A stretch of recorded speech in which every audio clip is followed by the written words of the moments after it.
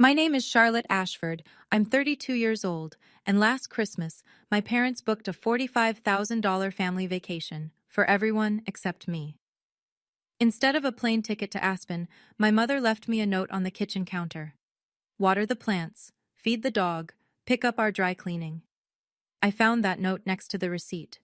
4 ski passes, a 5-star suite, spa treatments, private lessons for my brother, $45,000 for a trip I wasn't invited to. That was the moment I stopped being their unpaid servant. I stopped watering, I stopped cleaning, and I started planning. 3 weeks later, at their New Year's brunch, 40 guests, champagne flowing, I handed them a document that made my mother collapse into her chair. Before I continue, please like and subscribe, but only if this story resonates with you. Tell me in the comments, where are you watching from right now? Now let me take you back to December 15th, the day I found that receipt. I was sitting at the kitchen table, laptop open, spreadsheets glowing on the screen, working from home, or rather, working from my parents' home, the house I'd lived in my entire life. The basement, specifically. But we'll get to that. Mom walked in without knocking. She never knocked. She placed a piece of paper next to my laptop and tapped it twice with her manicured nail. We're leaving for Aspen tomorrow. Here's what needs to be done while we're gone. I looked at the list. Water the orchids, feed Molly, pick up dry cleaning, shovel snow if there's a storm, accept any packages. What time should I be ready tomorrow? I asked. She looked at me like I'd spoken another language. Ready, Charlotte? Someone needs to stay and watch the house. She smoothed her blouse. You know Tyler can't miss this. He's bringing Emma to meet the family. Tyler, my 28-year-old brother, the one who got his college tuition paid in full, $180,000, the one who got a BMW for his 21st birthday, the one whose Manhattan apartment rent, $3,200 a month, showed up on our parents' credit card statement every single month. I didn't go to college. Mom said it wasn't practical for girls, said I should learn something useful at home instead. So I learned to cook, to clean, to keep my mouth shut. Okay, I said, just like I always said. Mom nodded, already walking away. Oh, and the orchids need distilled water. Don't kill them like last time. She disappeared upstairs, and I sat there staring at that list. Something was different this time. I just didn't know what yet. That night, I sat on my bed in the basement. No windows. Just concrete walls painted a cheerful yellow that fooled no one. Molly lay beside me, her golden fur warm against my leg. She was 12 now, gray around her muzzle, slower on the stairs. She'd been my birthday present. The one good thing I got when I turned 20. I still had the registration papers somewhere, my name on the line, Charlotte Ashford, owner. Molly whined softly and pressed her head against my hand. I know, girl, I whispered. I know. My laptop pinged, an email notification. I almost ignored it, but something made me click. It was a forwarded message. Mom had sent it to Dad and accidentally CC'd me. The subject line read, FWD, booking confirmation, Aspen Mountain Resort. I opened it. 4 guests. December 18th through the 28th. And attached the receipt. $45,000, ski passes, the presidential suite, spa packages, private ski lessons for Tyler. I read the number 3 times, then I looked around my basement room. The secondhand mattress. The desk I'd found on the curb 6 years ago. The single lamp that flickered when the heat kicked on. I thought about Grandma. About the 5 years I spent taking care of her, feeding her, bathing her, sitting with her through the long nights when she couldn't sleep. All the way until the end. Mom had said, family doesn't pay family. But Tyler got $500 a week to help Dad with the yard work last summer. Molly nudged my hand again. I opened a new browser tab and typed 4 words, how to check credit report. Something had shifted inside me, and there was no going back. The free credit report took 3 minutes to generate. It took me 20 minutes to stop shaking. 3 credit cards, all in my name, all opened without my knowledge. The first one appeared when I was 19 years old, the exact year Mom convinced me to stay home instead of applying to college. Total balance across all 3 cards, $67,000. I scrolled through the charges. Furniture from Pottery Barn, First-class flights to Miami, shopping sprees at Nordstrom and Neiman Marcus. The billing address for all 3 cards? My parents' house. This house. But I'd never seen a single statement. My hands trembled as I kept scrolling.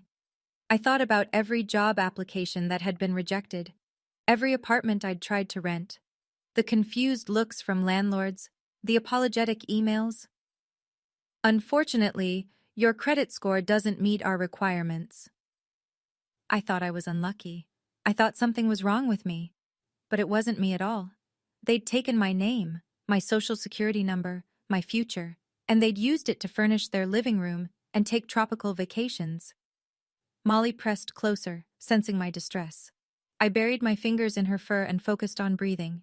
In, out, in, out. The rage came slowly.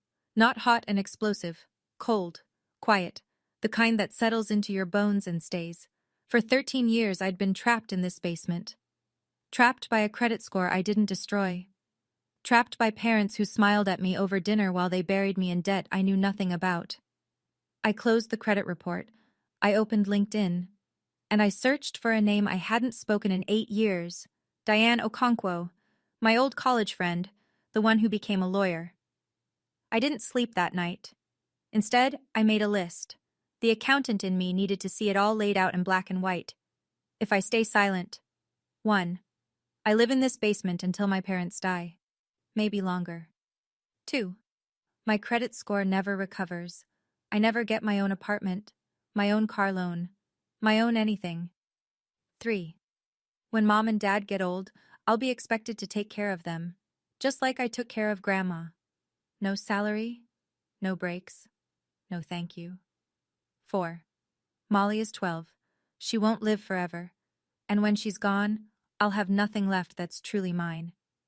I stared at that list until my eyes burned. Then I looked at my phone. At the LinkedIn connection request I'd sent to Diane at 2 a.m, the green dot next to her name appeared. Online. 3 dots. She was typing. My heart pounded. Her message appeared. Charlotte? Oh my God, it's been forever. I was just thinking about you last month. How are you? I typed back. I need legal advice. It's about my parents. Can we meet? The 3 dots again. A pause. Then. Tomorrow. Coffee. 10 a.m. I'll send you the address. And Charlotte, whatever it is, we'll figure it out. Molly lifted her head and looked at me. Her tail wagged once, twice, like she knew. 2 more weeks, girl, I whispered. That's how long they'll be gone. 2 weeks to figure out what comes next. She put her head back down on my lap. Outside my tiny basement window well, the first snowflakes of December began to fall.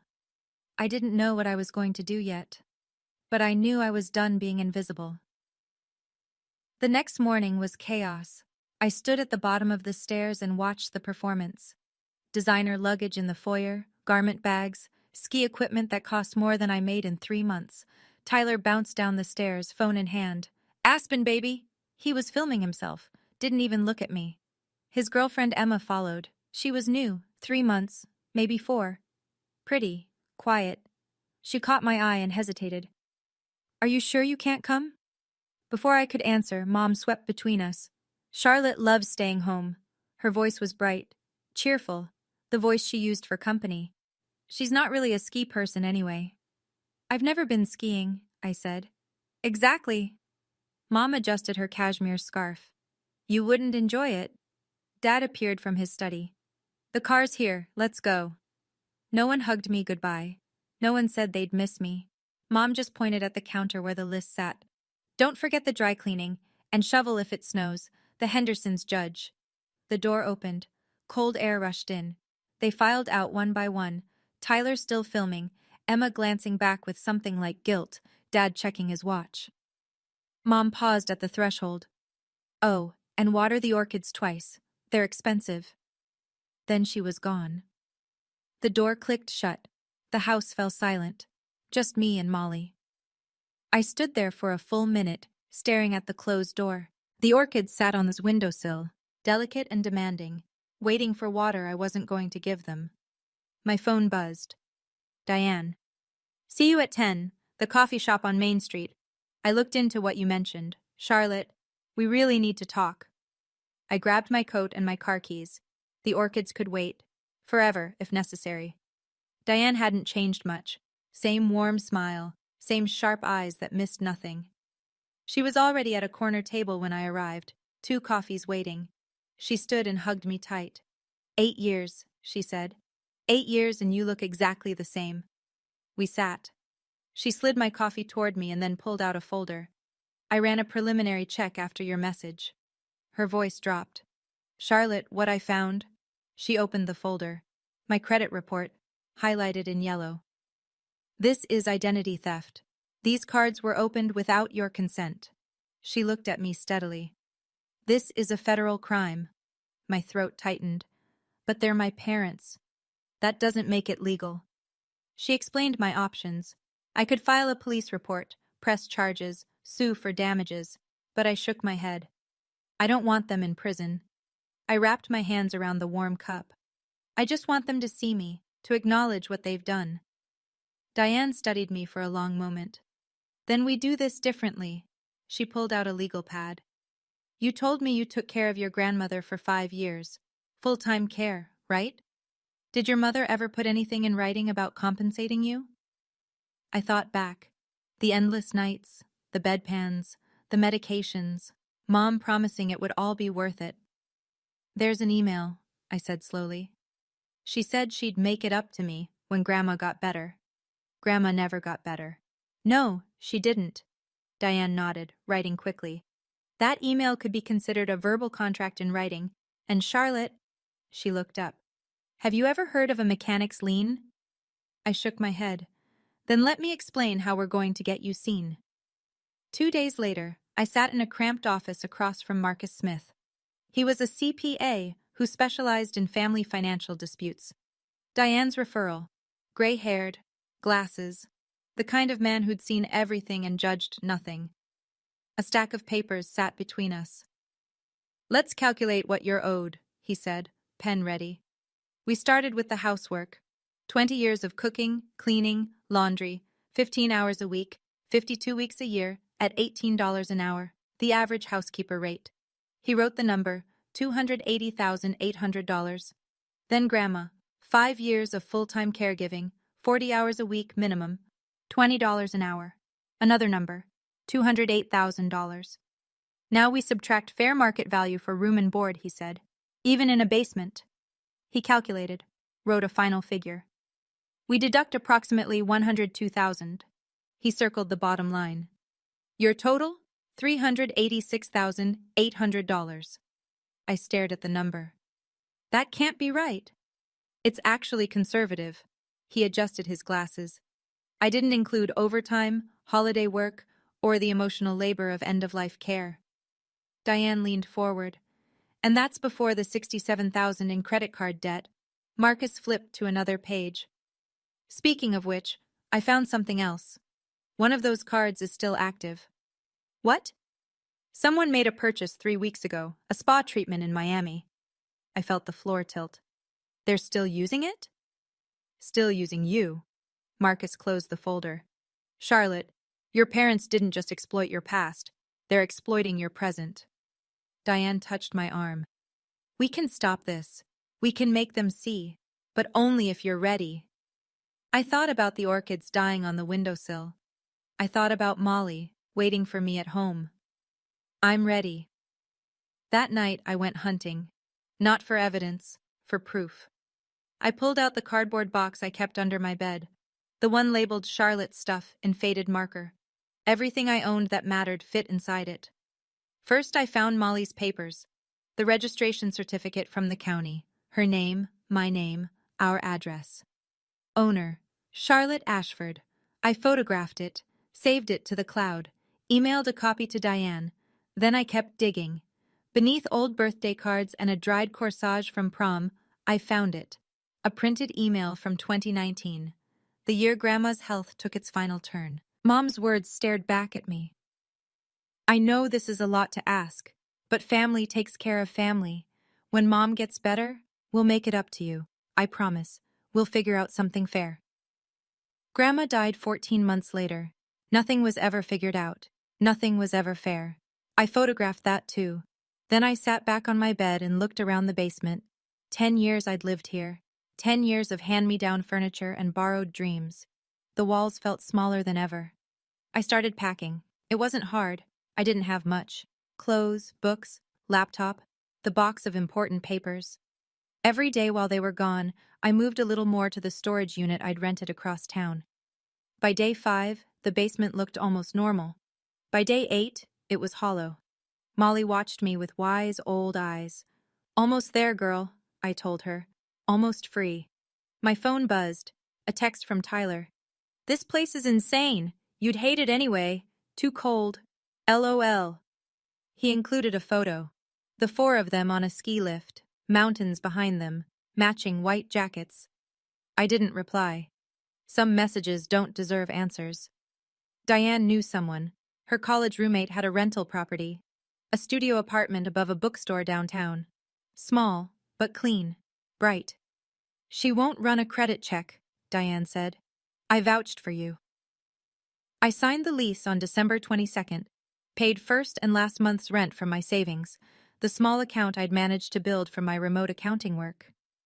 The studio had 1 room, a tiny kitchen, and a bathroom the size of a closet. It also had 3 windows. Actual windows, with actual sunlight. I stood in the middle of my new empty apartment and cried. For the next 6 days, I lived 2 lives. At my parents' house, I kept up appearances, let the mail pile up, ignored the orchids. But I did not neglect Molly. Every morning she ate, every evening she walked. She was mine. She'd always been mine. The dry cleaning stayed at the cleaners. The snow piled up unshoveled on the front walk. Let the Hendersons judge. On December 27th, Mom called from Aspen. "Charlotte, Mrs. Henderson said she hasn't seen you outside in days. Is everything okay?" "Everything's fine, Mom." I kept my voice neutral. "Just been busy with work." "Well, make sure you clear the driveway before we get back. Your father hates when—" "Got it. Enjoy the rest of your trip." I hung up before she could say more. That night, I moved the last of my things. Just my toiletries, my pillow, and Molly's favorite blanket. I stood in the empty basement one final time. The yellow walls, the water stain on the ceiling, the room where I'd spent a decade waiting to be seen. "Goodbye," I whispered to no one. Then my phone buzzed. "Tyler, Mom's planning a New Year's brunch. 40 guests. She needs you to cater. You in?" I smiled. "I'll be there." "Okay, I need to pause here for a moment. If you've ever been the responsible one in your family, the one who always shows up, always helps, always sacrifices, and you've felt invisible doing it, I see you. Quick question. What would you do if you discovered your parents had been using your identity for over a decade? Drop your answer in the comments. I read every single one. And if you want to see how this plays out at that New Year's brunch, keep watching. December 28th, 3 o'clock in the afternoon. I watched from across the street as the black SUV pulled into the driveway. The doors opened. Tan faces, tired smiles, expensive ski gear. They were home. I walked up the front path, timing my arrival perfectly. Casual, coincidental. Like I'd just stepped out for air. Mom spotted me first. "Charlotte, why are you standing outside? It's freezing." "Just getting some fresh air." Tyler pushed past without a word, dragging his luggage upstairs. Dad nodded once and disappeared into his study. Same as always, same as ever. Mom walked inside and stopped. She stared at the orchids on the windowsill. Brown, wilted, definitely dead. "Charlotte," her voice sharpened. "What happened to my orchids?" "I didn't water them." "You—" She turned to face me. "And the dry cleaning? Please tell me you picked it up." "I didn't." The silence stretched between us like a wire about to snap. "I asked you to do 3 things. 3 simple things." "I was busy." Her mouth opened, closed, opened again. Before she could unleash whatever was building behind her eyes, Dad's voice echoed from the study. "Linda, where's the Amex statement? I need to check something." She shot me a look that promised this wasn't over. "We'll talk about this later." She swept past me toward the study. I exhaled. Then I walked downstairs to the basement, just to see, empty, clean, no trace of me except the yellow walls and the faint smell of cleaning solution. Mom hadn't noticed. She hadn't even looked.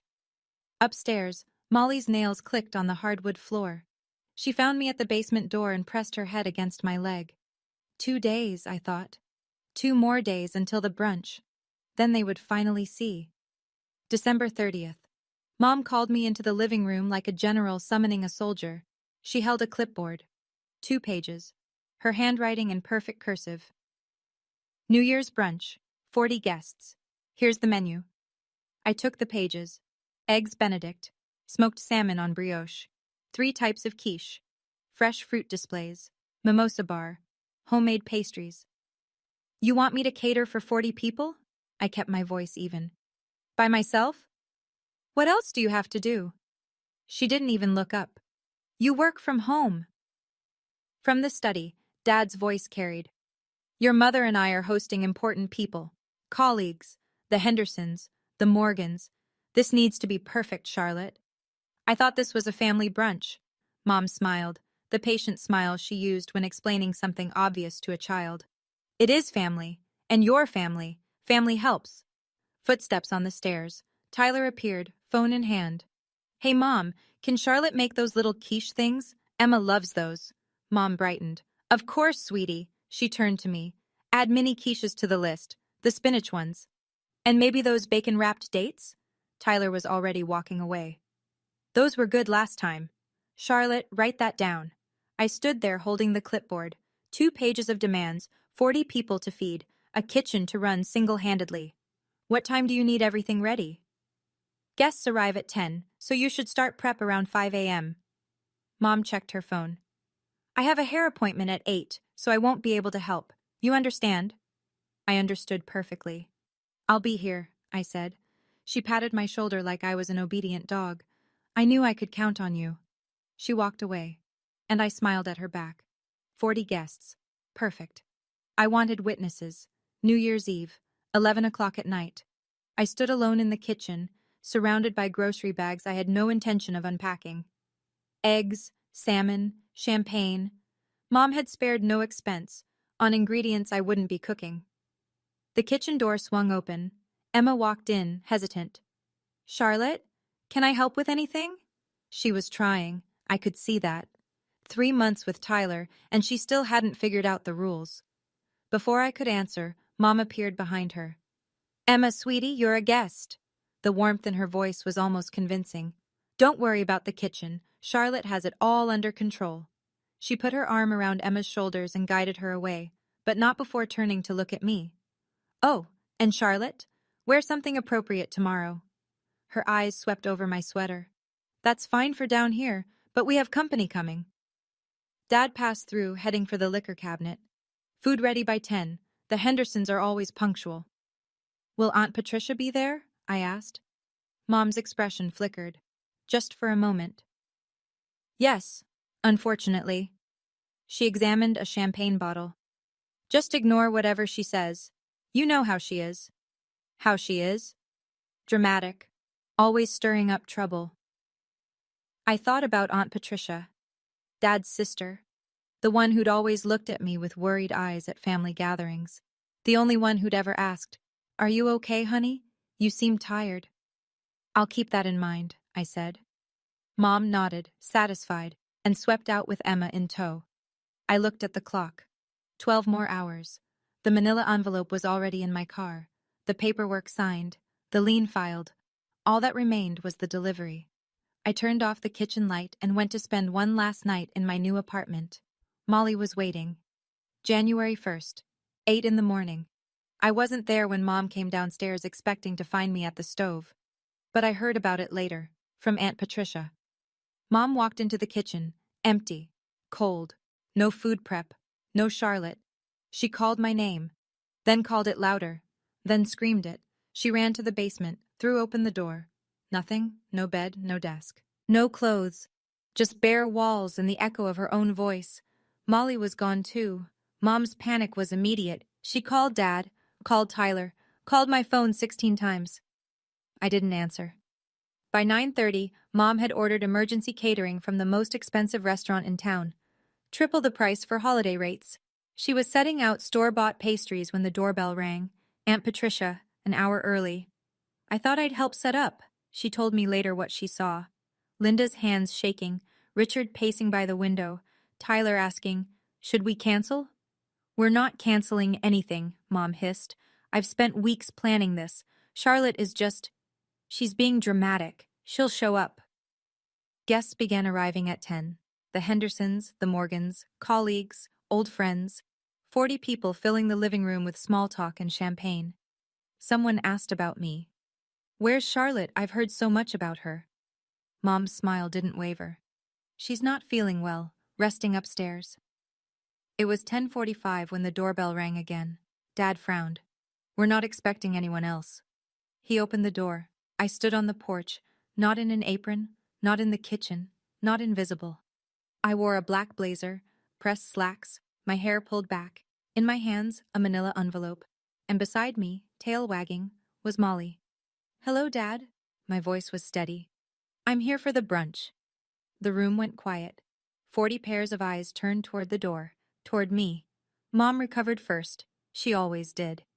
She crossed the room with her hostess smile firmly in place. "Charlotte, sweetie," her voice carried for the audience. "We were so worried. Are you feeling better?" She reached for my arm. I stepped back. "I'm fine, Mom. Never been better, actually."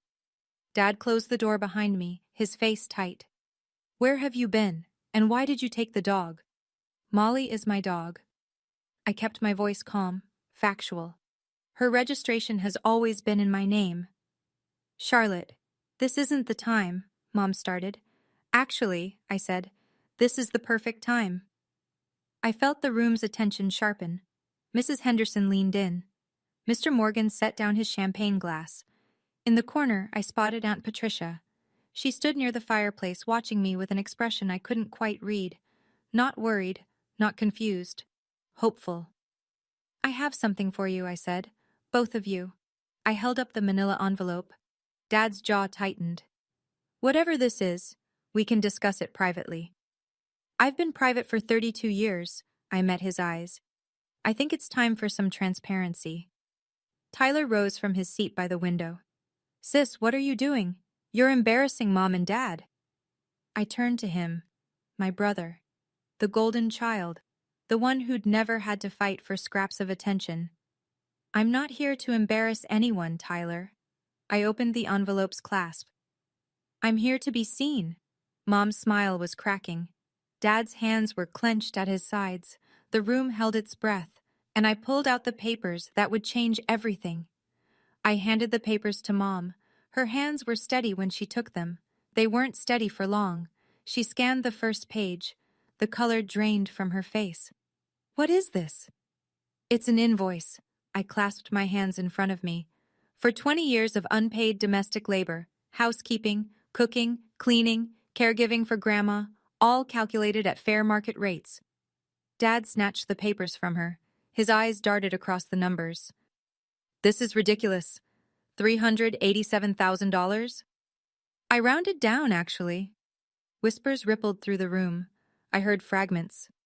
"Did she say unpaid? How much?" "For cooking and cleaning?" Mom's voice turned shrill. "We're your parents. We gave you a home." "You gave me a basement." I didn't raise my voice. I didn't need to. "No windows. For 10 years. Dad was still reading. "This is absurd. We'll never pay." Turn to page 3. His face shifted. Whatever he saw there made him go pale. "You put a lien on our house?" The whispers became murmurs. Someone gasped. "A mechanic's lien," I confirmed. "For services rendered. I have documentation, including an email from you, Mom, promising to compensate me for taking care of Grandma." Mom clutched the arm of a chair. "That wasn't... I didn't mean... You never do." I nodded toward the papers. "Page 4. Dad turned the page. Mom read over his shoulder, and then she sat down, hard. "That's my credit report," I said loudly enough for everyone to hear, showing 3 credit cards opened in my name, without my consent, $67,000 in debt I knew nothing about. The room went dead silent. "Identity theft," I said. "A federal crime." Dad opened his mouth, closed it, opened it again. For the first time in my life, he had nothing to say. "Okay, This is the moment. Charlotte is standing in front of 40 people, about to see the consequences of her 20-year silence finally hit her parents. If you're on the edge of your seat right now, hit that like button. It really helps the channel. And I'm curious, do you think what Charlotte's about to hear is the apology she deserves? Or will her parents double down? Let me know in the comments. Now, back to the brunch. The silence broke when Aunt Patricia stepped forward. Her heels clicked against the hardwood floor. Every head turned to follow her. Charlotte is telling the truth. Mom's head snapped up. Patricia, stay out of this.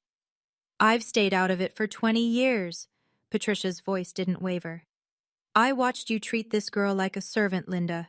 I watched you fund Tyler's entire life, while Charlotte couldn't even go to community college. Dad stepped toward his sister.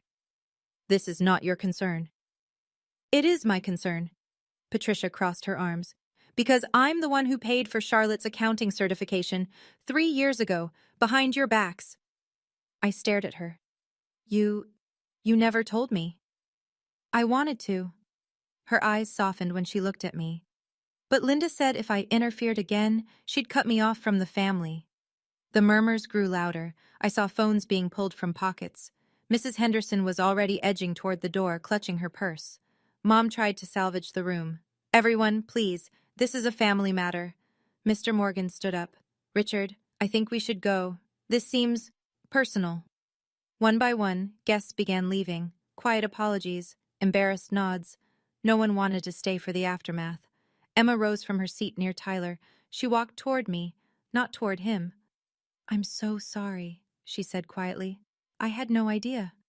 Then she walked out the door. Tyler called after her. Emma, wait! She didn't look back. Within 15 minutes, the room was nearly empty. Just family now. Mom, still sitting in her chair. Dad, still clutching the papers. Tyler, staring at his phone. Aunt Patricia standing beside me. And Molly, pressed against my leg, her tail no longer wagging. The reckoning had begun. The front door closed behind the last guest. The silence that followed was deafening. Mom finally spoke. Her voice cracked. How could you do this to us, in front of everyone? I looked at her, really looked, at the mascara starting to run, at the careful facade crumbling. How could you do this to me? For 20 years? Dad threw the papers onto the coffee table. We raised you. We gave you a roof over your head, food, clothing, everything. A roof over the basement, hand-me-downs from cousins, and I cooked most of that food myself. I didn't blink. While you were using my social security number to fund your lifestyle. That was for emergencies, Mom started. Spa treatments in Miami? I cut her off. That was 3 weeks ago, while you were in Aspen. She flinched. Tyler finally looked up from his phone. I didn't know about the credit cards, I swear. I believe you. I turned to him. But you knew about everything else. You knew I stayed home while you went to college. You knew I took care of Grandma while you visited once a month. You knew I was living in a basement while you had a 2-bedroom in Manhattan. He dropped his eyes. No denial, no defense. I picked up Molly's leash from where I'd set it by the door. I'm not asking for the money, I said. I never expected you to actually pay $400,000. Mom looked up with a glimmer of hope. But I am asking for acknowledgement. For you to see me, to see what you've done. I clicked the leash onto Molly's collar. And even if you never do, I'm done waiting. I turned toward the door. Charlotte? Dad's voice was hoarse. Where are you going? Home. Mom stood up, unsteady. Home? What do you mean, home? This is your home. I almost laughed. Almost. This was never my home. This was where I worked. For free. For 20 years. I opened the front door. Cold January air rushed in. Wait. Mom's voice pitched higher. You can't just leave. What about the lien? You can't expect us to actually... The lien stays. I kept my hand on the doorknob. Until the credit card debt is paid off. $67,000. You have 90 days. Dad stepped forward. And if we refuse? Then the lien remains on your property. You won't be able to sell, won't be able to refinance. I shrugged. That's how liens work. I'm sure you know that, Dad. You worked at a bank for 30 years. His face reddened. This is extortion. This is accountability. I met his glare without flinching. Something you've avoided your entire life. Aunt Patricia moved to stand beside me. I'll walk you out, honey. Patricia, if you leave with her, Mom's voice held a warning. You'll what, Linda? Patricia's smile was tired but real. Cut me off? I think I'll survive. We stepped outside together. Molly trotted between us, tail wagging again. Behind us, I heard Tyler's voice. What are we going to do? And Mom's response harsh and brittle. We'll fix this. We always fix things. But she couldn't fix this. Not the debt, not the witnesses, not the years of silence finally broken. At my car, Patricia hugged me. I'm proud of you. I should have said something years ago. You're saying it now. I hugged her back. That's what matters. I loaded Molly into the back seat, started the engine, and drove toward my apartment with windows, toward the rest of my life. 1 week later. I sat in my studio apartment, sunlight streaming through all 3 windows. Molly lay in her favorite spot, the patch of carpet where the afternoon light pooled warmest. My phone buzzed. Diane. Have you seen the neighborhood Facebook group? I hadn't. I'd been avoiding social media, but curiosity won. Someone had posted about the incident at the Ashford house. No names, but everyone knew. I scrolled through the comments. I always thought something was off about that family. Poor girl, she was always so quiet whenever I saw her. I heard the parents opened credit cards in her name? That's illegal. No wonder she never moved out. They trapped her. I closed the app. There was no satisfaction in it, just a hollow ache. Another notification. A number I didn't recognize. Charlotte, this is Emma. I broke up with Tyler. I stared at the screen. He tried to defend your parents, said you were being dramatic, that you'd always been jealous. I couldn't be with someone who thinks that way. A pause. 3 dots. I'm sorry I didn't see it sooner. If you ever need a friend, I'm here. I read the message twice. 3 times. I didn't reply. Not yet. But I saved her number. Molly lifted her head, looked at me, and sighed contentedly. I know, girl, I murmured. We're okay. My phone buzzed again. This time, an email. From Richard Ashford. Subject, we need to talk. I didn't open it. Not today. Instead, I made myself a cup of tea, sat by the window, and watched the winter sun sink behind the buildings. I hadn't destroyed them. That was never the point. I just wanted to be free. And for the first time, I was. I agreed to meet Dad a week later. Neutral ground, a coffee shop downtown. Diane's advice, public space, keep it short, don't give anything away. He was already there when I arrived, sitting in a corner booth, looking older than I remembered. Charlotte. He half rose, then sat back down when I didn't move to hug him. I slid into the opposite seat. You wanted to talk. Your mother is devastated. I waited. She hasn't slept, won't eat. The neighbors keep asking questions. Is she devastated about what happened? Or about what people think? He didn't answer. That was answer enough. We'll pay off the credit cards, he finally said. Your mother's already arranging the transfer. Good. But the lien, he leaned forward. That goes too far, Charlotte. We're your parents. Parents who used my social security number when I was 19. Parents who let me believe I was worthless for a decade. I kept my voice level. Parents who took a $45,000 vacation and left me a chore list. He flinched. We thought you were happy. You never complained. Because every time I tried, you made me feel guilty. I quoted his own words back to him. After everything we've done for you, what exactly did you do for me? He stared at his coffee. Silent. I stood up. The lien stays until the debt is cleared. After that, I'll have it removed. Wait, his voice cracked. Your mother wants to see you. I paused. I know, I said, but I'm not ready. Maybe I never will be. I walked out, didn't look back. The January wind was cold on my face, but the sun was bright, and for the first time in 32 years, I could breathe. 2 months passed. The notification arrived on a Tuesday. A deposit into my bank account. $67,000. I called Diane. They paid it. All of it? All of it. She was quiet for a moment. How do you feel? I looked out the window. Sun on snow, Molly snoring on her bed. Relieved, sad, both. The consequences rippled outward. I heard about them from Aunt Patricia during our weekly dinners. Mom had resigned from her social club. For health reasons.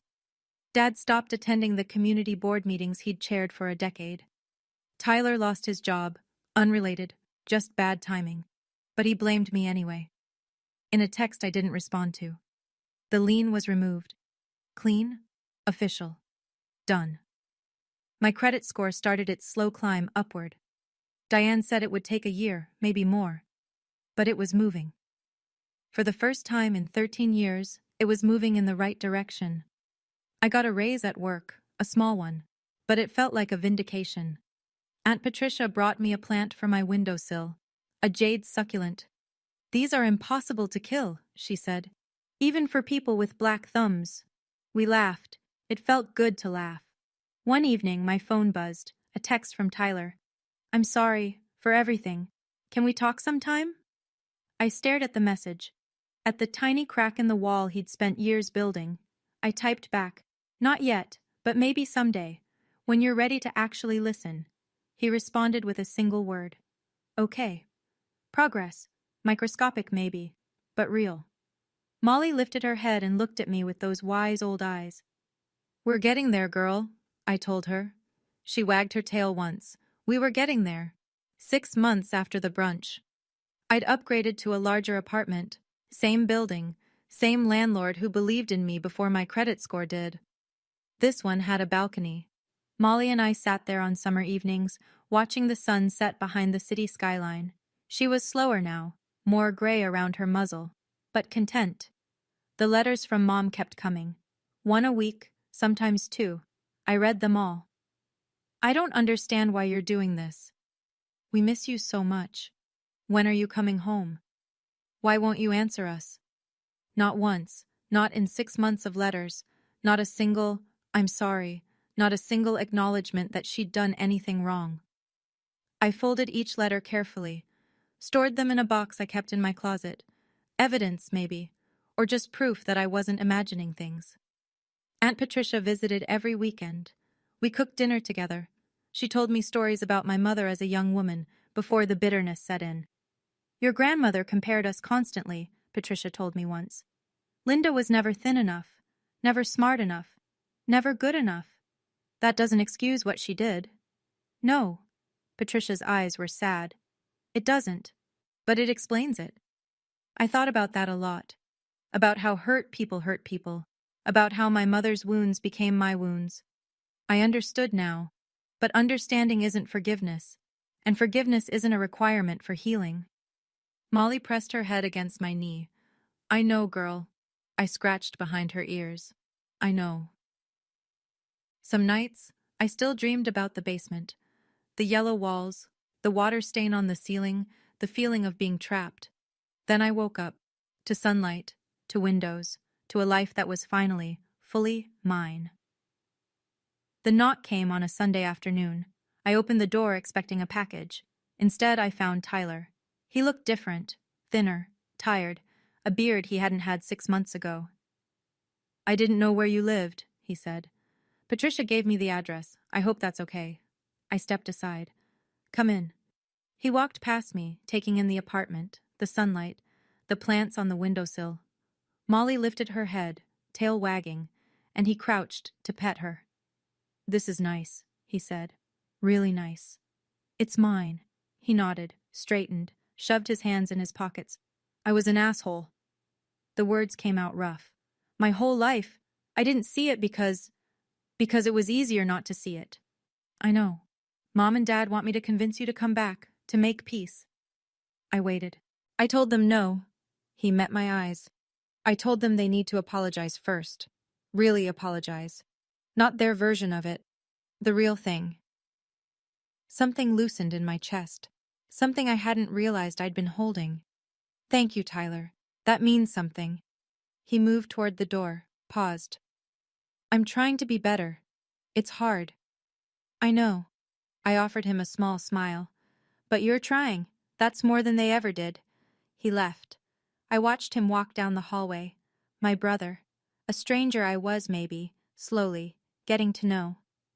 I closed the door. Molly trotted over and pressed herself against my legs. I knelt down and wrapped my arms around her, felt her warmth, her heartbeat, 12 years of unconditional love. We made it, girl, I whispered. We're finally home. Outside my window, the summer sun poured in. I didn't burn bridges.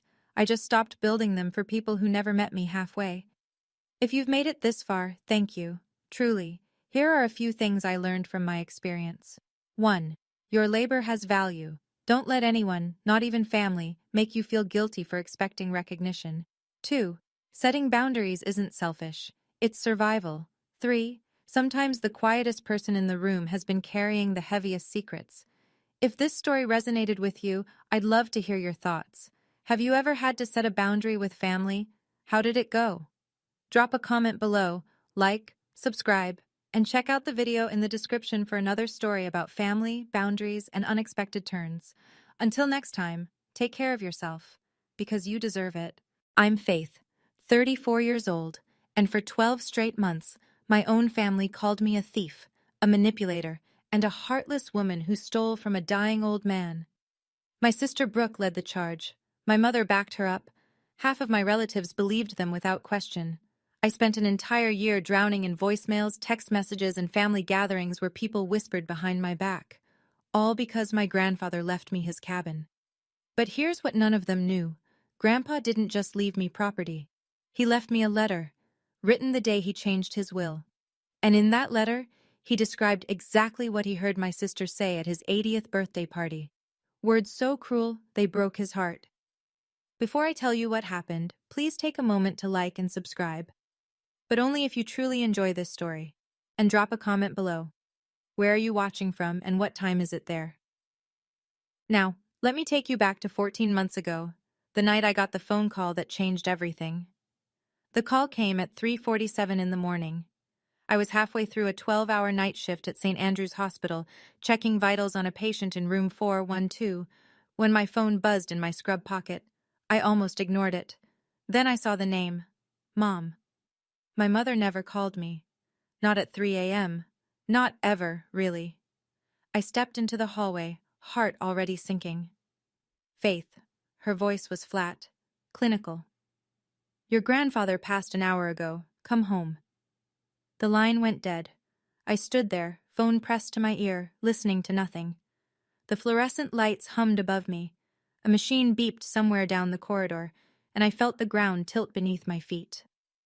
Grandpa Walter was gone. He was the only person in my family who ever truly saw me. While my parents praised Brooke for her marketing career and designer lifestyle, Grandpa would sit with me on his cabin porch and say, "You're the one who shows up, Faith. That matters more than any job title." The last time I visited him, 3 weeks before, he had held my hand with surprising strength. "You're the only one who sits with me," he'd whispered. "Remember that." I didn't understand then. I do now. I requested emergency leave and drove 4 hours through the dark. When I finally pulled into my mother's driveway at dawn, Brooke's white Lexus was already parked in the prime spot near the front door. Of course it was. My mother opened the door before I could knock. She looked past me, not at me. "Took you long enough," she said. "Brooke's been here since midnight." I swallowed the response that burned in my throat and stepped inside, where my sister was already discussing arrangements with our mother, as if Grandpa were a problem to be solved rather than a person to be mourned. The funeral was standing room only. Grandpa Walter had lived in this town for 63 years. He'd coached Little League, volunteered at the fire department, and lent money to neighbors who never paid him back. Everyone loved him. Everyone except, apparently, the people who should have loved him most. I stood in the back corner of the reception hall, watching my sister work the room. Brooke wore a black designer dress that probably cost more than my monthly rent. She dabbed at her eyes with a silk handkerchief, accepting hugs and murmured condolences like a grieving princess. "She must be devastated," I heard Cousin Linda whisper to Uncle Robert. "She was always so close to Walter." Close. Brooke visited Grandpa twice in 5 years. I drove out to his cabin every single week, but I didn't correct them. What was the point? Then a warm hand touched my elbow. Aunt Margaret, my mother's younger sister, the only one who never picked sides. I know, she said quietly, not looking at me. I know you were the one who actually took care of him, Faith. My throat tightened. I couldn't speak. He knew too, she added. Then she squeezed my arm and disappeared back into the crowd. Later, my mother stood at the podium and gave a speech about family and legacy. She mentioned how much Brooke adored her grandfather. She talked about Sunday dinners and holiday traditions. She never said my name. Not once. I sat in the back row, hands folded in my lap, and let the tears fall silently. Not because of the oversight. I was used to being invisible in this family. I cried because Grandpa was the only one who ever made me feel seen, and now he was gone. 1 week after the funeral, we gathered in Harold Brennan's law office. Harold had been Grandpa's attorney for 30 years. A silver-haired man with kind eyes and a voice like warm honey. He'd handled Grandpa's affairs since before I was born. The office was small. My mother sat in the center chair. Brooke flanked her right side, tapping manicured nails against her designer purse. I took the seat furthest from them both. "Thank you all for coming," Harold began, adjusting his reading glasses. Walter was very specific about his wishes. He read through the standard items first. Grandpa's savings account, approximately $42,000, would be split equally between his two granddaughters, personal effects distributed according to a separate list. Then Harold paused. He looked up, directly at me. And finally, regarding the cabin property on Miller Lake, Brooke leaned forward. My mother straightened in her chair. Walter has bequeathed the cabin, the land, and all its contents solely and entirely to his granddaughter, Faith Sinclair. Silence. Then Brooke shot to her feet. "That's impossible," her voice cracked. "There must be a mistake. Grandpa would never—" "There is no mistake, Ms. Sinclair." Harold's tone remained calm but firm. "This will was updated 11 months before Walter's passing. It is entirely legal and reflects his explicit wishes." My mother turned to stare at me. Her eyes were ice. "You knew about this," she accused. "I didn't." My voice came out barely above a whisper. "I swear I had no idea."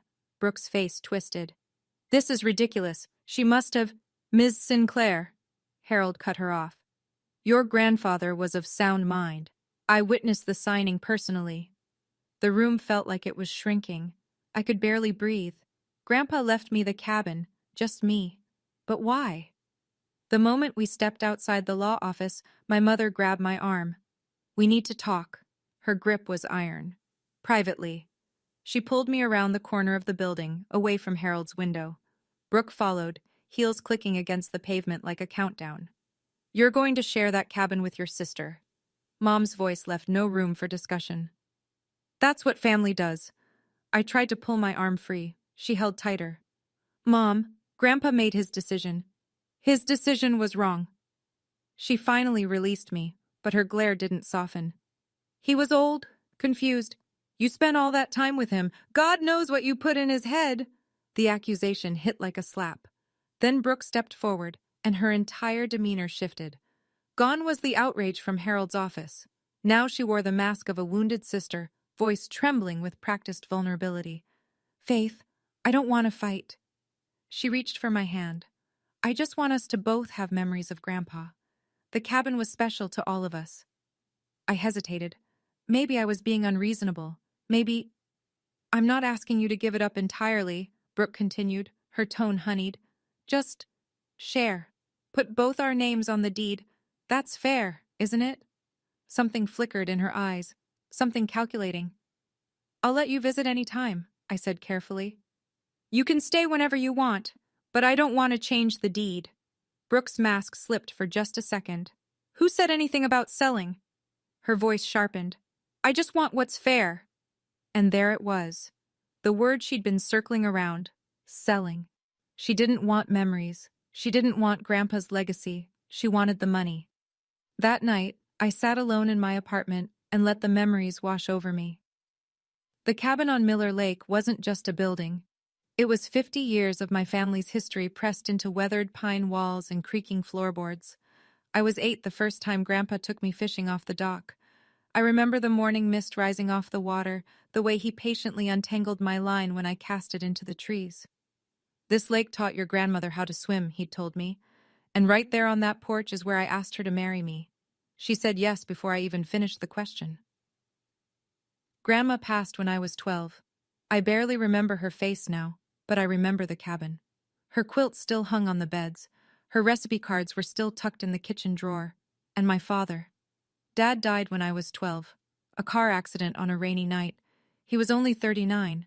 But before that, some of my best memories with him happened at that cabin. He taught me to skip stones. He'd carry me on his shoulders down to the water and pretend to throw me in while I shrieked with laughter. The cabin was where Dad learned to walk, where he spent every summer of his childhood. If Brooks sold it, all of that would vanish. Some developer would tear it down, build a vacation rental, and charge tourists $300 a night to sleep where my grandmother dreamed and my father took his first steps. I couldn't let that happen. Grandpa always said, "This cabin isn't about money, Faith. It's about remembering who we are." I whispered into the dark of my empty apartment. "I won't let them take it, Grandpa. I promise." I had no idea how hard that promise would be to keep. The campaign started 3 days later. At first, it was just my mother. A text every morning, a voicemail every night. "I didn't raise you to be selfish, Faith. Your grandfather would be ashamed of how you're acting. Call me back. We need to settle this like adults." Then Brooke joined in. Her messages were longer, more calculated. "I can't believe you're really going to let a cabin destroy this family. Is property really worth more than your own sister?" By the second week, the extended family had mobilized. Cousin Linda, Uncle Robert, Aunt Patricia from Ohio, whom I'd met exactly twice in my life. "Faith, honey, I heard about the cabin situation. You know, family is more important than real estate." 7 or 8 messages a day, sometimes more. I stopped counting after the first month. At work, I could barely focus. My supervisor pulled me aside after I nearly gave a patient the wrong medication. "Faith, is everything okay? You seem somewhere else lately." I wanted to tell her. I wanted to explain that my family was slowly dismantling my sanity one text message at a time, but what could she do? "I'm fine," I lied. "Just tired." At night, I'd stare at my phone and watch the notifications pile up. Each one was a tiny knife. Brooke. "Mom cried all night because of you. Happy now?" Mom. "Your grandmother would weep if she saw what you've become." Cousin Linda. "I always thought you were the sweet one. Guess I was wrong." The worst part? Some nights I believed them. Maybe I was being selfish. Maybe I was tearing the family apart over a building. Maybe Grandpa had made a mistake. Then I'd remember his hand in mine, his voice in my ear. "You're the only one who sits with me, Faith." And I'd hold on for one more day. The call came at 11:47 p.m. I had just finished a double shift. 12 hours on my feet, 3 emergencies, 1 patient coding on the table. I was so tired my hands shook as I unlocked my apartment door. My phone rang. Mom. I almost didn't answer. But guilt, that old familiar companion, made me swipe accept. "Faith." Her voice was thick, trembling. "I can't sleep. This is killing me." I leaned against my kitchen counter, too exhausted to sit down. "Mom, it's almost midnight. Your sister is falling apart." She cut me off. "She's not eating. She's not sleeping. She loved your grandfather just as much as you did, and you're treating her like a stranger." I pressed my palm against my forehead. "Mom, I offered to share the memories. I said she could visit any time." "Listen to yourself." Her voice rose. "You sound like a lawyer. When did you become so cold? When did you stop caring about your own family?" The words landed like punches, each one deliberate, each one designed to wound. "I'm not trying to hurt anyone," I managed. "I'm trying to honor what Grandpa wanted." "What Grandpa wanted?" She laughed bitterly. "You think you knew him better than his own daughter? Better than Brooke?" Yes, I thought. I did. But I didn't say it. Silence stretched between us. Then my mother's voice dropped to something cold and final. "I don't know who you are anymore, Faith. Your father would be ashamed of you." The line went dead. I stood there in my dark kitchen, phone still pressed to my ear, listening to nothing. Then I slid down against the cabinet and cried until I had nothing left. She always knew exactly where to strike, and she never, ever missed. 2 weeks later, my mother summoned me to her house. A family meeting, she called it.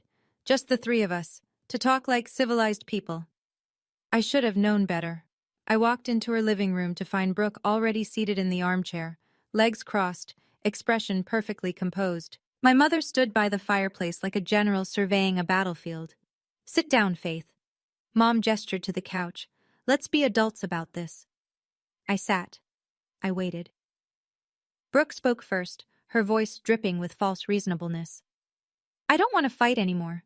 I just want fairness." "Then respect Grandpa's wishes," I said quietly.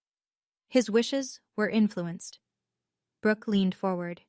He wasn't thinking clearly at the end. My stomach dropped. "Are you saying he was mentally incompetent?" "Nobody's saying that," Mom interjected quickly. "We're just saying, you spent so much time with him, you could have..." "Could have what?" I kept my voice steady, but my hands were shaking. "Manipulated a dying man? Is that what you think I did?" Silence. Brooke looked away. Mom pressed her lips together. "No one's accusing you of anything," Brooke finally said. But her eyes told a different story. I stood up. "You are accusing me. You've been accusing me for weeks." I grabbed my purse. "Grandpa knew exactly what he was doing, and if you can't accept that, then this conversation is over." "Faith," Mom stepped toward me. "No." I held up my hand. "I've spent my whole life being the one who gives in, the one who keeps the peace. Not this time." I walked out the front door without looking back. My hands didn't stop shaking until I was halfway home, but for the first time in weeks, I felt something other than defeat. I felt angry. 3 days later, I drove to Aunt Margaret's house. She was the only person in my family who hadn't joined the crusade against me, the only one who still answered my calls without an agenda. She lived in a small bungalow on the edge of town, surrounded by rose bushes she'd been cultivating for 30 years. When I pulled into her driveway, she was already standing on the porch with 2 cups of tea. "You look terrible," she said matter-of-factly. "Come inside." We sat in her kitchen, sunlight streaming through lace curtains, and for a while, neither of us spoke. Then Margaret set down her cup. "Faith, there's something I need to tell you." I looked up. "Last year I helped your grandfather install something at the cabin." She paused, choosing her words carefully. "A security system. Cameras." "Cameras?" I frowned. Grandpa hated technology. "He did, but he said there'd been some strangers wandering near the property, asked me to help him set it up." She met my eyes. "But I always thought he had another reason." My heart beat faster. "What do you mean?" Margaret shook her head slowly. "I don't know exactly, but your grandfather was sharp, Faith. Sharper than anyone gave him credit for. He saw things. He noticed things." She reached across the table and squeezed my hand.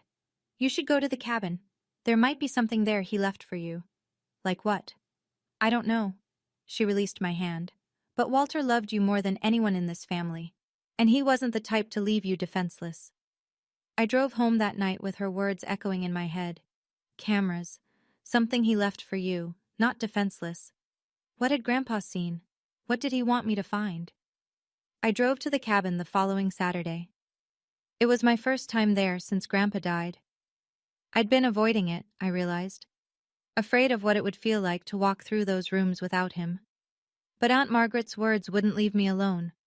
The cabin looked exactly as I remembered. Pine walls weathered silver by decades of sun and rain. The porch where Grandpa used to sit with his morning coffee.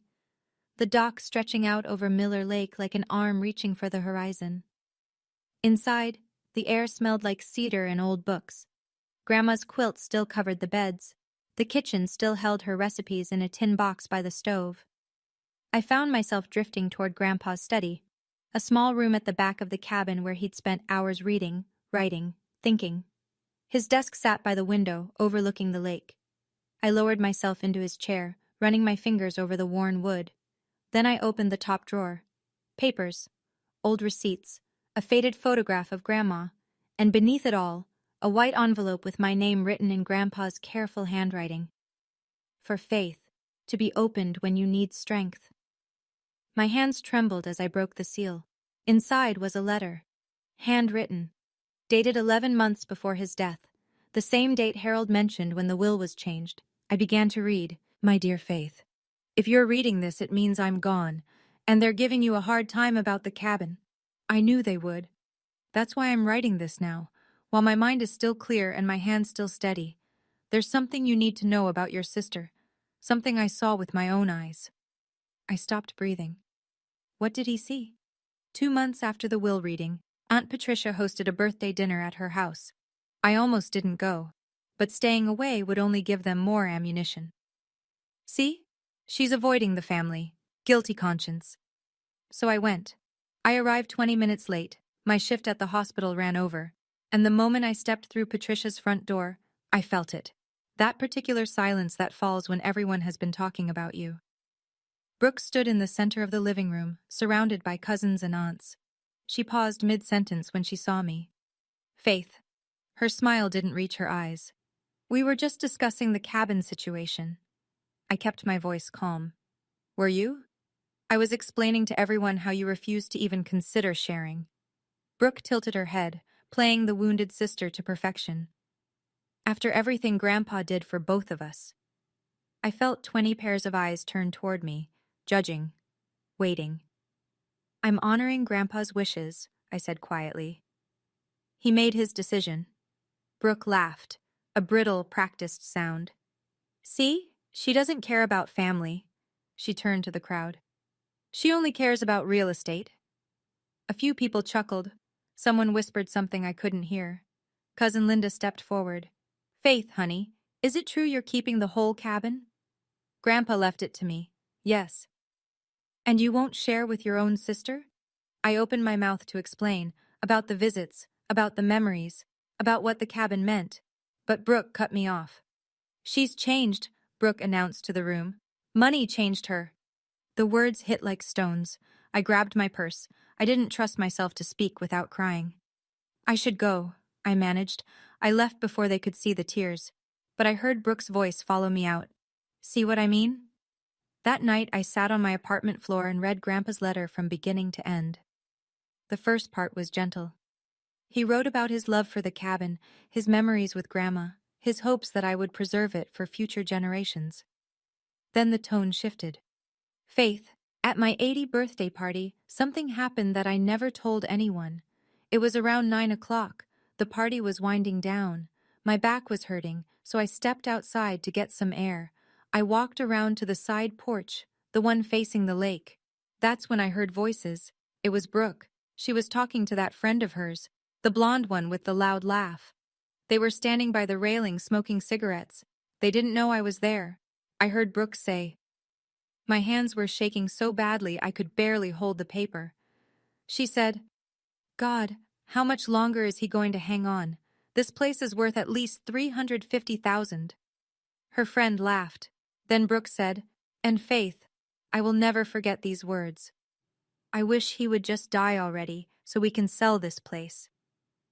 I stood there in the dark, listening to my own granddaughter wish me dead. I didn't confront her. What would be the point? But the next week, I called Harold and changed my will. "The cabin is yours, Faith. Not because Brooke doesn't deserve it, though she doesn't, but because you were the only one who ever saw me as a person. Not a burden, not a price tag, just your grandfather. P.S. Check the security system. I recorded everything." I set the letter down. My chest felt hollow, empty. Grandpa heard her. He stood there in the dark and heard his own granddaughter wish him dead, and he never said a word. The next morning I drove back to the cabin. I called Aunt Margaret on the way. "The security system," I said. "Where does it store the footage?" She was quiet for a moment, then, "There's an external hard drive. He kept it in the closet of his study, inside a shoebox." I found it exactly where she said. A small black device, dusty but intact. I plugged it into my laptop with trembling fingers. The interface was simple, organized by date. I scrolled back to Grandpa's 81st birthday, found the exterior cameras, found the timestamp 9:47 p.m. I pressed play. The footage was grainy but clear enough. The side porch came into view. Two figures stood by the railing, cigarettes glowing orange in the dark. Brooke and her friend Jessica. I turned up the volume. Honestly, the upkeep on this place must be insane. Jessica's voice crackled through the speakers. Tell me about it. Brooke exhaled smoke. And he just sits here, deteriorating while this property loses value every year. Can't you just talk to him? Brooke snorted. He's stubborn. Won't sell. Won't even discuss it. A pause. Then Jessica. What's the place worth? At least $350,000, maybe more with the lakefront. Damn. Another pause. Then Brooke's voice, clear as glass. God, I wish he would just die already so we can finally cash out. Jessica laughed. Morbid, but fair. I'm serious. The longer he holds on, the more money we're losing. I stopped the video. My hands weren't shaking anymore.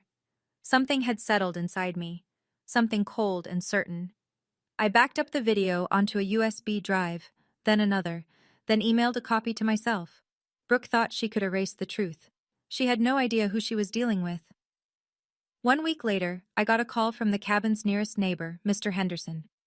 Faith, it's Bill Henderson from down the road. His voice was concerned. I saw someone at your grandfather's cabin earlier. Didn't look like you. My blood ran cold. What did they look like? Blonde, drove a white car, fancy looking. Brooke. I called the police and drove down immediately. By the time I arrived, a deputy was already there, taking notes. No signs of forced entry, he told me. But someone definitely went through the place. Drawers pulled out, closets ransacked. I walked inside, my heart pounding. The study was destroyed, papers scattered everywhere, books pulled from shelves, and the top drawer of Grandpa's desk, the one where I'd found the envelope, was empty. The original letter was gone. I stood in the middle of the chaos and felt a laugh building in my chest. Not a happy laugh, something darker. Brooke had come looking for the letter. She must have known, somehow, that Grandpa had written something down. Maybe she'd glimpsed him writing it and thought he was just rambling old man nonsense. Now she knew better. The deputy was watching me with concern. Ma'am, is anything valuable missing? Just a letter, I said. A personal letter from my grandfather. Do you know who might have taken it? I met his eyes. I have a pretty good idea. He nodded slowly. We'll file a report. But without proof. I understand. I waited until he left. Then I walked to my car and opened the glove compartment. Inside, a photocopied version of the letter and a USB drive with the video. Brooke thought she'd won, but she'd only stolen the original. I'd been a nurse for 12 years. Rule number 1, always keep backup records. 1 year after Grandpa's death, my mother organized a memorial dinner. To honor Walter's memory, she announced in the group text. All family members welcome. 23 people confirmed attendance. Aunts, uncles, cousins, second cousins, the whole Sinclair clan gathered under one roof. I knew what it really was, another opportunity for Brooke and Mom to paint me as the villain, but I went anyway. I wore a simple black dress. In my coat pocket, I carried a photocopied letter and a USB drive. The dinner was at my mother's house. When I arrived, the driveway was already full of cars. I could hear laughter and conversation through the windows. I paused on the front steps, hand on the doorknob. This was it. 1 year of accusations, 1 year of whispered insults and family cold shoulders. 1 year of being called heartless, selfish, a thief. Tonight, it ended. One way or another. I walked inside. The living room was packed. Candles flickered on the mantel beside a framed photo of Grandpa. People balanced plates of food and glasses of wine. The air smelled like roast chicken and expensive perfume. Brooke spotted me first. She stood near the fireplace, looking confident and relaxed. Why wouldn't she? She'd destroyed the letter. She thought she was safe. My mother approached me before I could take off my coat. Faith, her voice carried across the room. Several conversations paused. After a whole year, have you finally reconsidered your position on the cabin? I met her eyes. Then I looked at Brooke, who was watching with barely concealed smugness. I've thought about it a lot, actually, I said calmly. In fact, there's something Grandpa wanted everyone to know. Brooke's smile flickered. Since we're all here together, I continued, I think now is the perfect time. Now I want to pause here for a moment. If you've ever been in a situation like this, where your own family turns against you, where you're holding a truth that could change everything, you know exactly what Faith is feeling right now. What would you do? Would you read the letter? Or would you walk away and keep the peace? Comment below. I want to hear your thoughts. And if you're enjoying this story, hit that like button. It really helps. Now, back to the memorial dinner. I reached into my coat pocket and withdrew the letter. The room went quiet. Grandpa left me a letter, I said, my voice steady. He wrote it the same day he changed his will. I found it at the cabin, in his desk drawer. Brooke's face drained of color. Where did you? Interesting story, actually. I looked at her directly.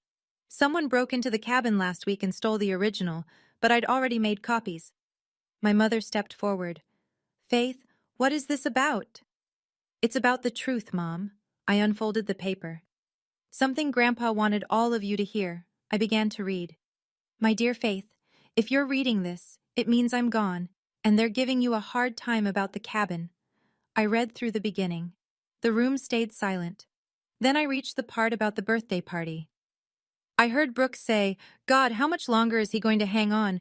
This place is worth at least $350K. Gasps. Someone dropped a wine glass. It shattered against the floor, but no one moved to clean it up. Then Brooke said, and Faith, I will never forget these words. I wish he would just die already so we can sell this place. Brooke shot to her feet. That's a lie. Her voice cracked. She made it up. She forged that letter. I folded the paper calmly. I also have a video. Grandpa installed security cameras at the cabin last year. The conversation is recorded. Dead silence. My mother's face was gray. Aunt Margaret had her hand pressed over her mouth. Uncle Robert was staring at Brooke like he'd never seen her before. I didn't want to do this, I said quietly. But you left me no choice. Brooke was shaking. Mom, she whispered. Mom, tell them she's lying. But our mother said nothing at all. The silence lasted an eternity. Then my mother turned to face Brooke. Her expression was something I'd never seen before. Not anger, exactly. Something worse. Devastation. Tell me she's lying. Mom's voice barely rose above a whisper. Look me in the eye and tell me you never said those words. Brooke's mouth opened, closed, opened again. I was stressed that night. Her voice trembled. I didn't mean it literally. I was just venting. Venting? Uncle Robert cut in, his face reddening. You wished your own grandfather dead, for money. How do you not mean that literally? It wasn't like that. Then what was it like, Brooke? Aunt Margaret stepped forward. Because Walter asked me to help install those cameras.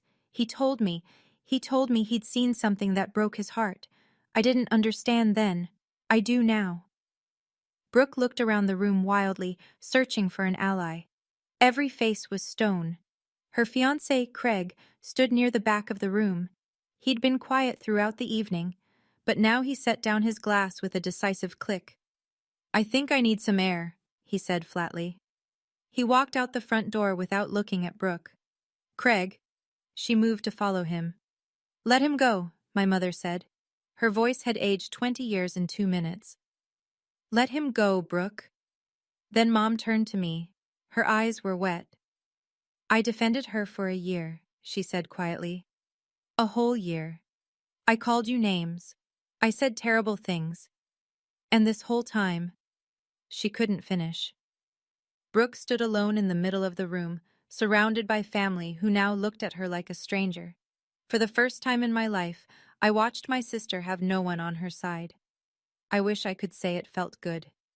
It didn't. I stood up slowly, gathering my coat. The room remained frozen. 22 pairs of eyes fixed on me, waiting to see what I would do next.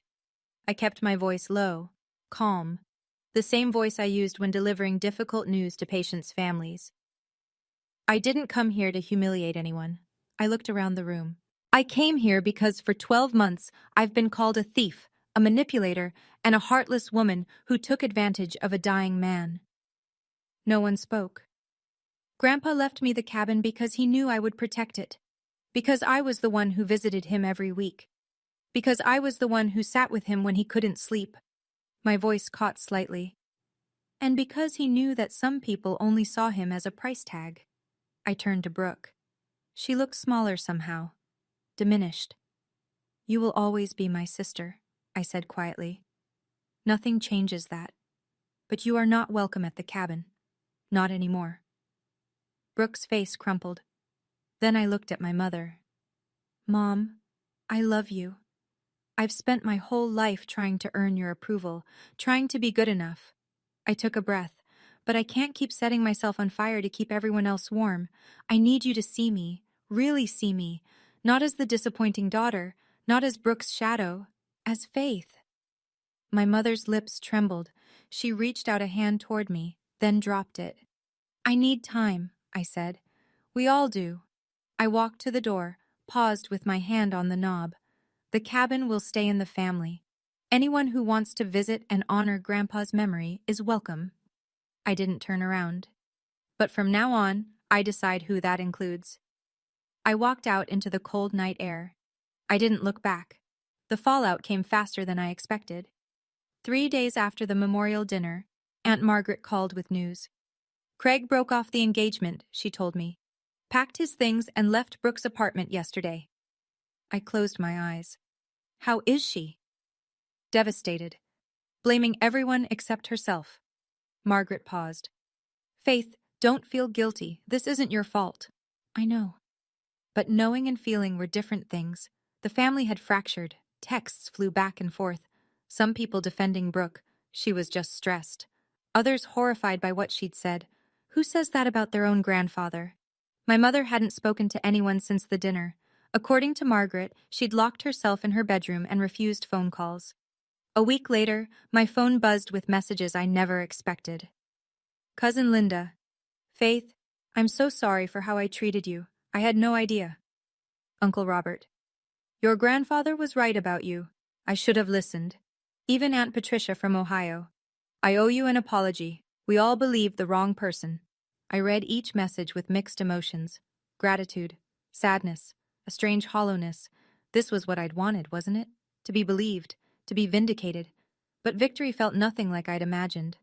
My family had broken apart. My sister was alone. My mother was lost in grief and shame. I'd won. So why did it feel like everyone had lost?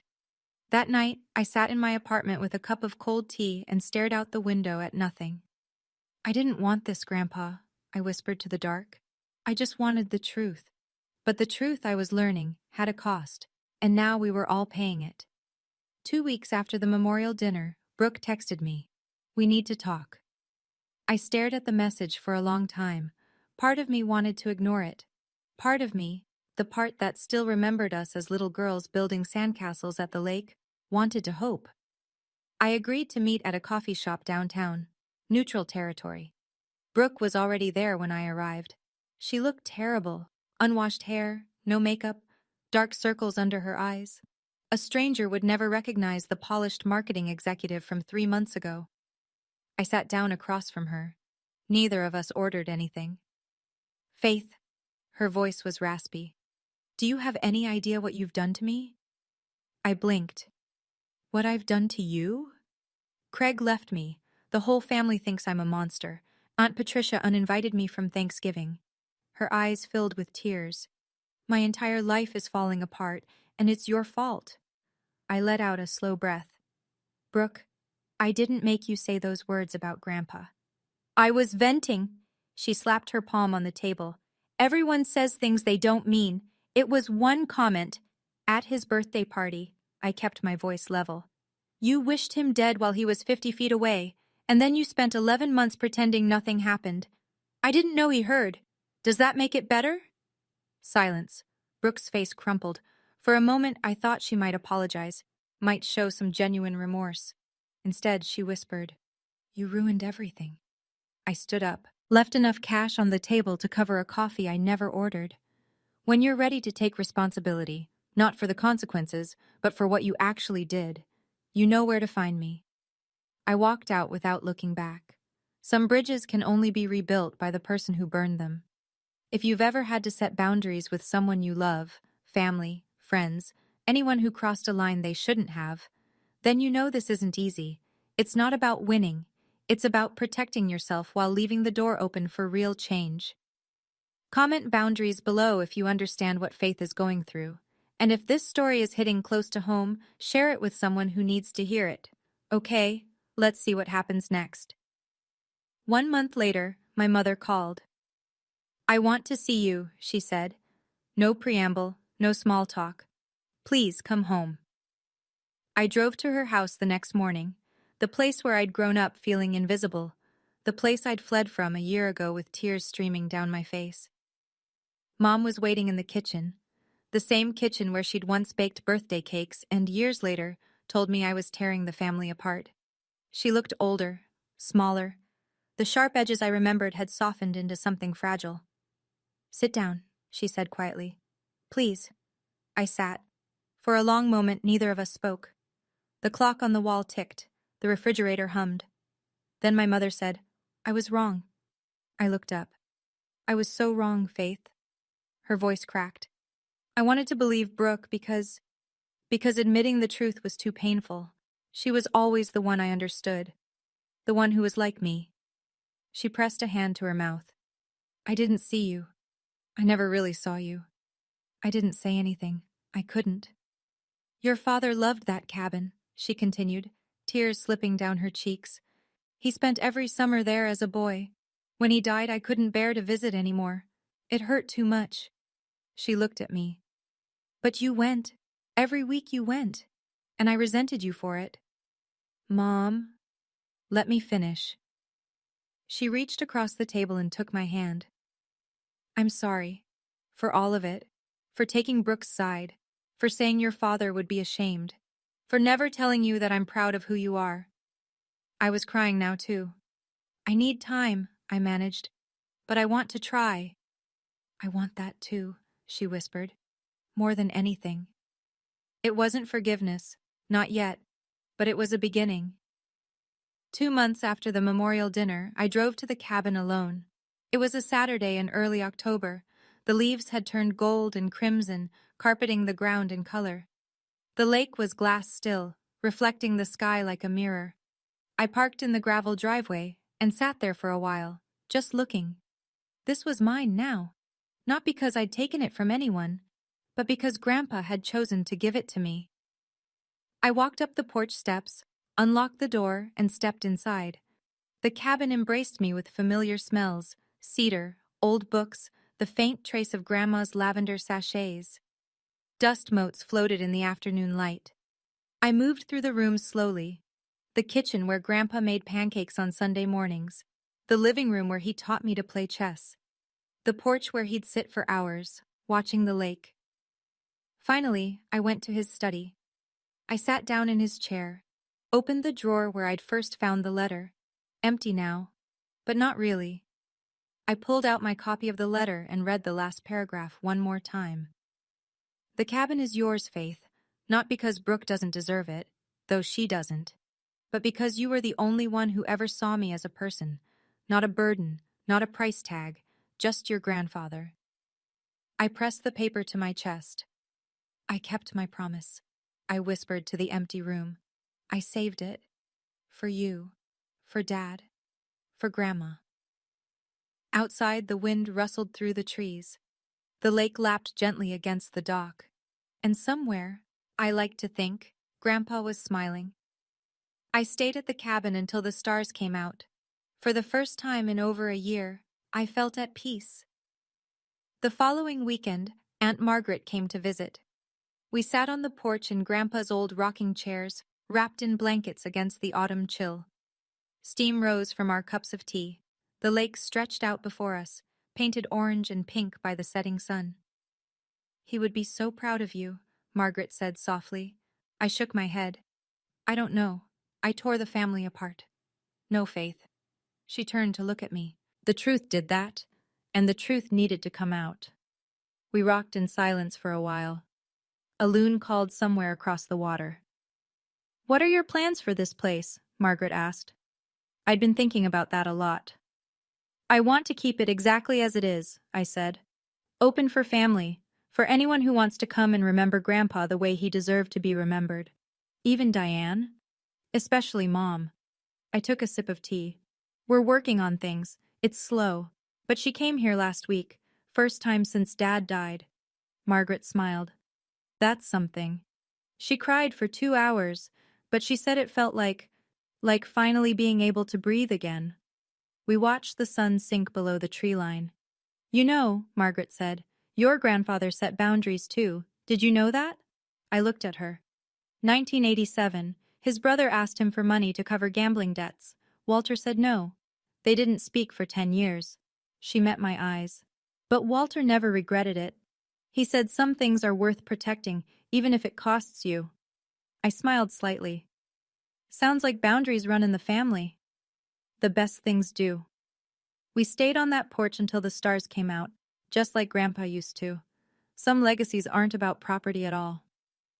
6 months after the memorial dinner, my life looked completely different. I still worked at St. Andrew's, still pulled 12-hour shifts and held patients' hands when they were scared. But now, every weekend, I drove to the cabin. Sometimes I went alone. I'd read on the porch, fish off the dock, fall asleep to the sound of wind in the pines. Sometimes Mom came with me. Our conversations were still careful, still healing, but she laughed now. She talked about Dad without crying. She even brought some of his old fishing gear out of storage. He would have wanted it here, she said, where it belongs. Other family members started visiting too. Uncle Robert brought his grandkids to swim in the lake. Cousin Linda helped me repair the dock. Even Aunt Patricia made the trip from Ohio. I judged you unfairly, she told me. I hope you can forgive me someday. I already have, I said. And I meant it. Brooke never reached out again. According to Margaret, she moved to another city, started over somewhere no one knew her name. I hoped she found peace, genuinely hoped it. But I'd stopped waiting by the phone. Some relationships can't be rebuilt until the other person is ready to do the work. One Sunday afternoon, I hung a small wooden sign by the cabin door. I'd carved it myself, letter by letter. Where love lives, memories stay. I stepped back and looked at my work. This cabin held 50 years of my family's history. Grandma's laughter, Dad's first steps, Grandpa's quiet wisdom, and now, finally, my own story. Not the story of the daughter who was overlooked, not the thief, not the villain, just Faith, the one who stayed, the one who was seen. It was almost sunset when I settled into Grandpa's rocking chair one last time. The lake was gold. The trees were black silhouettes against a burning sky. Somewhere nearby, a woodpecker tapped its evening rhythm. I thought about the past 18 months, about that phone call at 3:47 a.m., the funeral where no one said my name, the will reading that turned my world upside down, the endless texts, the sleepless nights, the moment I almost believed I was the villain they said I was. And then the letter. The truth. The dinner where everything changed. I thought about Brooke, somewhere out there starting over. About Mom, finally learning to see me. About all the family members who had apologized, reconnected, rebuilt. I thought about Grandpa. You knew, I said to the empty air. Didn't you? You knew they would come after me. You knew I'd need proof. The wind picked up slightly, rustling through the leaves like a whisper. You didn't just leave me a cabin, Grandpa. You left me permission. Permission to stop shrinking myself for people who would never appreciate it. Permission to protect what matters. Permission to be seen, finally, as who I really am. I closed my eyes and let the evening wash over me. A year ago, I would have given anything to go back in time, to avoid the pain, the accusations, the family fractures. Now, I wouldn't change a thing. Not because it was easy, but because on the other side of all that pain, I found something I'd been searching for my whole life, myself, the woman who stands up, the woman who tells the truth, the woman who sets boundaries, not out of anger, but out of love. Grandpa saw her before I did, but now, finally, I see her too. If you're still here, listening to my story, I want to tell you something. Maybe you're going through the same thing right now. Maybe your family has turned against you for standing your ground. Maybe you've been called selfish for setting a boundary. Maybe you're lying awake at night wondering if you're the bad guy. You're not alone.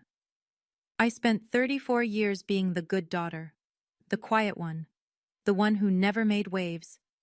And you know what it got me? Overlooked, dismissed, blamed for things I didn't do. It took losing my grandfather to find my voice. Here's what I learned. 1. Silent kindness is eventually seen. Not always by the people you want to notice, but the right people, the ones who matter. They see it. They remember. 2. Setting boundaries isn't selfish. It's self-respect. And it's not just for you. It's for the relationship too. A relationship without boundaries isn't love. It's exploitation. 3. The truth can hurt, but living in lies hurts more. Sometimes you have to burn things down before you can rebuild them stronger. Grandpa didn't just leave me a cabin. He left me a lesson. Don't let anyone take that from you. He wasn't talking about property. He was talking about my sense of self, my worth, my right to be seen. Don't let anyone take that from you either. Thank you for staying until the end. If this story resonated with you, please hit that like button and subscribe. It helps more than you know.